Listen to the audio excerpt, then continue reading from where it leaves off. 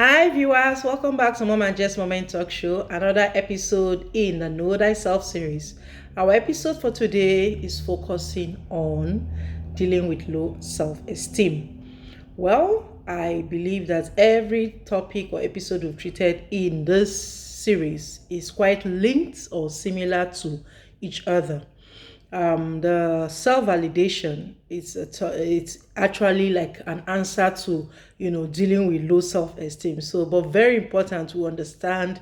It's very important to emphasize on what low self-esteem is all about, really, for us to be able to have an insight or proper understanding on why we should seek self-validations for ourselves. So basically, permit me to start with introducing our guest, Miss Ife, one very confident lady I know. And believe me, you will enjoy every bit of this episode, because this lady is, she is very, very, like, when it comes to confidence, when it comes to, like, stay tuned. In the meantime, just my own take on what dealing with low self-esteem is all about. From my perspective, I would like to define low self-esteem as not feeling good enough, not feeling adequate enough, not feeling that you have any, you feel like you don't have anything to give or anything to offer, or not acknowledging your strengths or your physiques or everything about you. And it has to do with your mental well-being, your mindset, basically, because you are what you think. If you think you are ugly, then you are ugly, and everyone will see you as ugly. If you think you're beautiful, regardless of how you might even look, I've seen ladies that are not so, I don't know what to use, probably not as as wonderfully, like physically, but when they speak, I see beauty all over them. So sometimes it's not about, in fact, all the time, it's not really about your physique, it's not about whatever, but your mindset and your thoughts, because your thoughts gives utterance to, what you say and how you act and your deeds and all of that. So your mindset is very, very important. It makes who you are. It builds on, your knowledge of, self-esteem. So now I feel like, let's look back at, I feel like we should look back at things that could be likely the reasons why people, especially ladies in the house, I'm facing you guys fair and square. Sit back and reflect on what you might be thinking. If you are suffering from low self-esteem, what could be the likely reasons? Could it be, the way you were being raised? Because sometimes, the way we're being raised, if we're not, those days when our parents were having children, they have like 5 6 children. I mean, it's not easy looking after one child, then or two, then three. The attention can never be adequate. It can never be like, proportionally, shared among the children. So that tendency of, probably the middle, apparently I hear the middle children are the ones that don't get as much attention. The first ones always do, and the last ones often do. So children, statistically, it's stated that mid children are usually the ones that always suffer from this. But nonetheless, I believe that it starts from the childhood, how they were being raised. If parents are prone to always talking negatively to the children, shouting on them unnecessarily, using bad words on them, probably out of anger and all of that, those words stick. So parents, if you are listening, adults, if you are listening, this is not for children, but I believe that it's a lot of grown adults have been, they've been exposed to these vulnerabilities because of how they were raised. So this is for future. We are raising our own kids now. We ought to be careful what we say to them out of anger, the kind of words we use. The negative words seem to stick faster, even as proven by scientists. When you tell a child you are stupid, you are an idiot, you are this and all of those names, it sticks faster than when you say you are beautiful. So we should be very, very, very, cautious. This thing sticks and it keeps, playing in the minds of children. And then when they grow up, they keep looking at those things. They still see it as part of them. So it is important.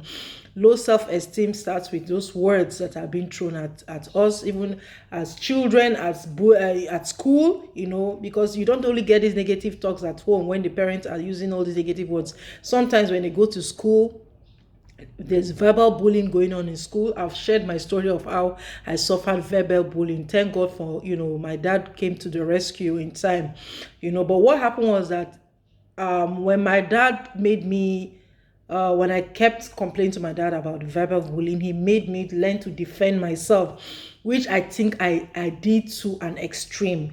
I only began to realize it as I was growing into adulthood that I was being extremely defensive. And that also, if you don't watch it, is a sign of low self-esteem, because now you are critiquing yourself. Even when people are trying to give you constructive criticisms, sometimes you don't accept it well, because your mind rings back to when you were a child and how critics have been. So one other sign besides the talks that you get as a child, as from the parents or from at school, is critiquing yourself. When you critique yourself a lot, you are used to pointing out your weaknesses. That is a sign of low self-esteem. Yes, you might be having one or two areas in your life that you're still struggling and trying to manage, but God's got you and God's gonna put it right to you. Learn to acknowledge your strengths. As much as you've got those weaknesses, you've got your strength too. So pay attention to your strength. Pay attention to those areas in your life that you can use to build yourself. So that is the second sign of low self-esteem. Thirdly, always worrying and complaining. Hey, I used to complain a lot. I can complain for Africa a lot before, but God started teaching me. As I started to build my confidence in God, He started to teach me it wasn't necessary to complain. It wasn't so necessary to share all your problems with the world. Not everyone wants to hear your problems. And besides, if people realize that all you do is talk about your worries, your problems, you, me, myself, and I, they get bored and they leave. They want to hear you offer something. They want you to say something that could also bless them. They just don't want to hear your issues all the time. So that is a sign of insecurity, because remember, if you've got confidence in God, as I said in the self confidence and Godfidence episode, you will know that God has got that problem intact. So you speak to God about it in your closet. I'm not saying that you don't find a friend to confide in, but don't make a cock and bull out of your worries and all of that. So learning to comport yourself, put yourself together. Yes, you might be faced with one or two things, but God's got you. Carry yourself well. God's got you. So that's another very, very dangerous sign of low self-esteem. Worrying and complaining a lot. Then fourthly, comparing yourself with others. I can't emphasize on this more than I'm saying. Learn to appreciate your unique self. Everyone is uniquely made with something, so everyone has something to offer. Don't stop looking over the fence at how green the grasses are lusciously growing on your neighbor's garden. Cultivate your garden. Your garden is yourself. Cultivate yourself. Work on yourself. Build yourself to also have your own green grass growing in your own home, in your own compound, your own environment. Yes, God has given you the strength. If you haven't found it, pray to God to give you direction and insight on how to discover areas in your life that you should appreciate, so that you don't keep looking and comparing, feeling who is better than that. This life is not a game of race. We all came to this life differently for different purposes. That you started, a degree with somebody and the person graduated and you are yet to. There's a reason yours is delaying. You will also meet up. There's a saying in Igbo Adagi that says, Onye tocha or cherry bie. When person grow finish, you go wait for a mate, may you come meet am for that place. You understand? So there's no rush. There's no rush in life, actually. Focus, even if you are faced with whatever adversity. I tell you, it's in that adversity that you discover opportunities, great opportunities, in fact.